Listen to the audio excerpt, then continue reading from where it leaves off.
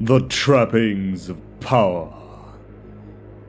Along with the warrant to act outside of the Imperium's laws, the warrant of trade often comes with a great many trappings attached to it.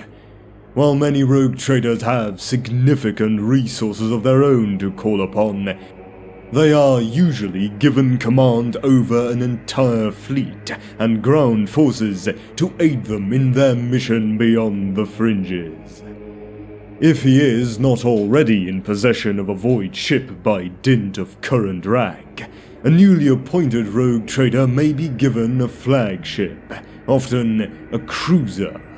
Every vessel in the Imperium's registry is a precious asset, and capital ships are not squandered, for they take solar decades, even entire Terran centuries, to construct in the Mechanicus's orbital shipyards, and can tie up the equivalent of many years' worth of planetary industrial output.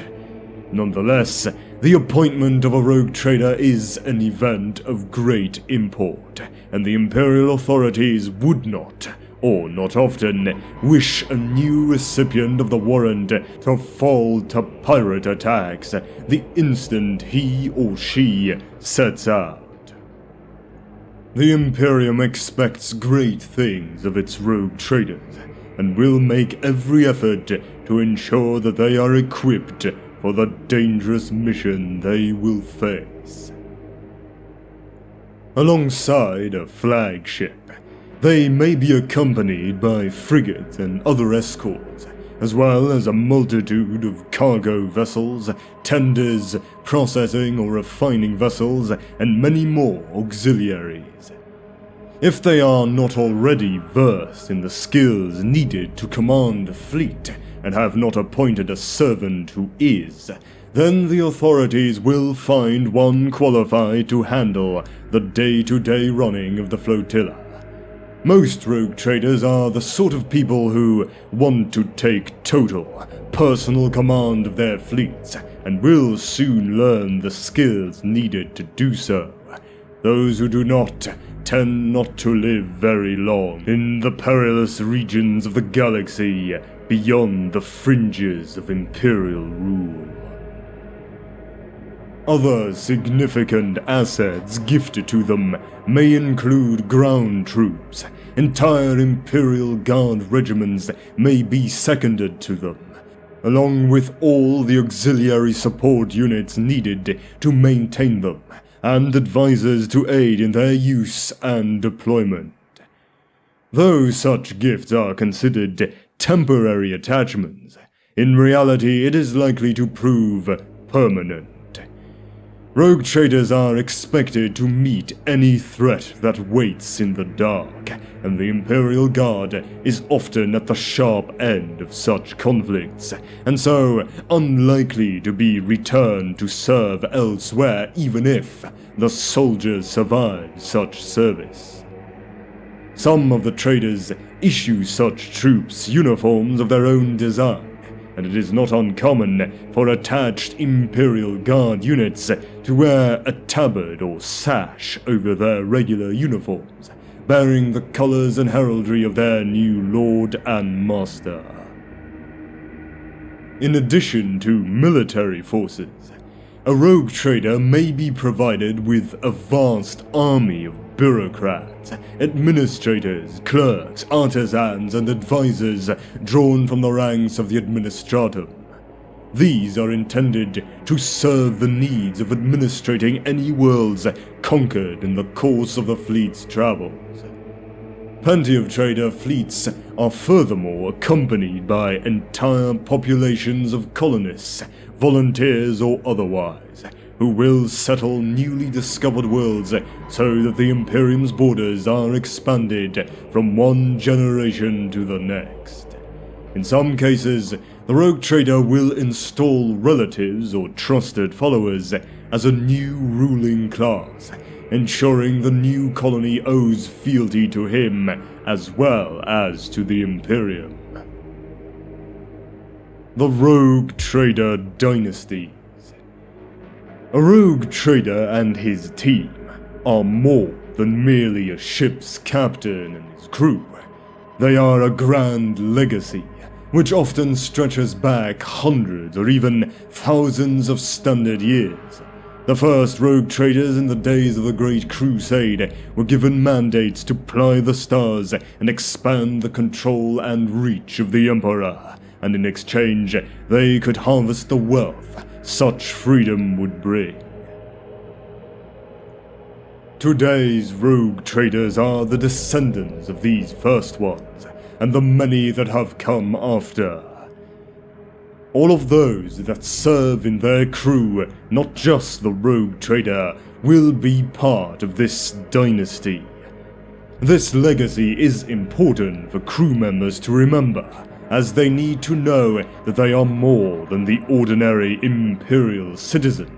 They are rare individuals, chosen for greatness, who possess power to shape the very destiny of the Imperium itself. It is also a source of great pride for those members of a rogue trader's crew to know that they are a cut above the average citizen, gifted with special rights and blessed with a favored role in the Emperor's grand designs. Part of this status that all the crew members share also means that, to a degree, they are all equally important. Though ultimately, the rogue trader controls the ship, the main decisions that affect it, and its course into the void. It is his crew that are equally essential in playing a role in the destiny of the rogue trader's dynasty. Child of Dynasty.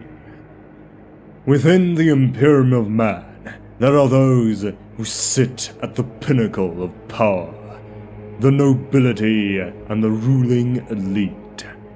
As the Imperium is structured as a feudal society, it stands to reason that within it exist many types of noble houses, including planetary rulers, military lords, and the rogue traders. Over time, once the warrant of trade has been given, a rogue trader may find that his empire is growing. The dynasty now has fleets of starships, planetary fiefdoms, and thousands of house soldiers to call upon. As time goes on and the family continues to grow, it develops into a dynasty, able to command scores of voidcraft and countless troops. This legacy spans the Imperium and beyond. To ensure that this legacy continues, the lords and ladies of the dynasty designate an heir apparent in whatever fashion is deemed appropriate by their customs. These sons and daughters may find themselves struggling for the favor of their dynastic leaders in an effort to be worthy of succession. Oftentimes in imperial noble families, the second, third, and even fourth child finds themselves with little option but to go out and make a name for themselves, or simply languish in obscurity, hoping that circumstances arise to change their fate. However, this is not the case in rogue trader families, where all are expected to work and prove themselves.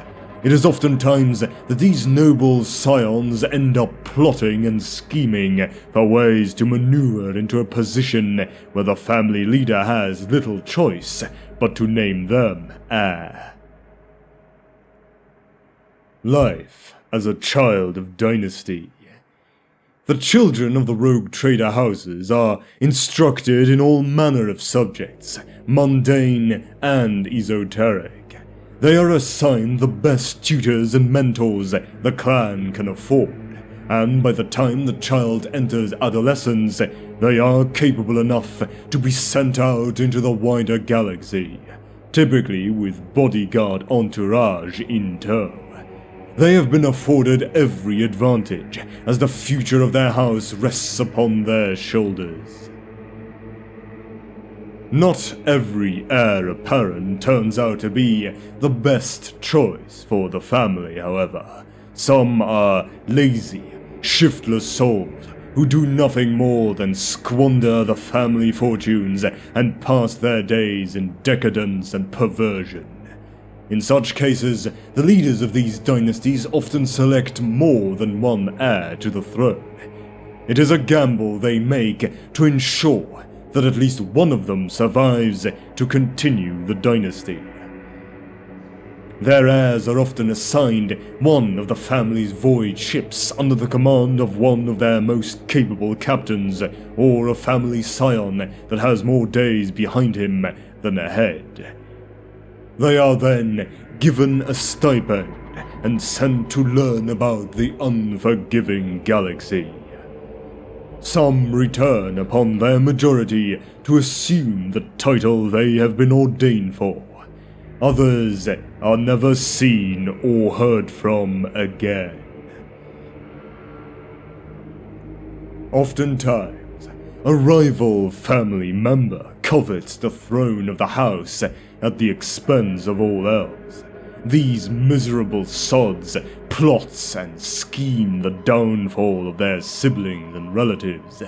They may arrange an accident to befall other heirs, so that they alone remain to assume the family's leadership. Thus, many heirs, especially from the larger dynasties, are told to be wary and look out for such plots. Many surround themselves with capable allies and protectors, but in the end, survival often comes down to their own wits and instincts. Many learn not only the intricacies of political longevity, but martial arts and other forms of combat as well. This is by far the best means to ensure they live long enough to return home and assume the privileges and rank that they have been groomed all their lives for.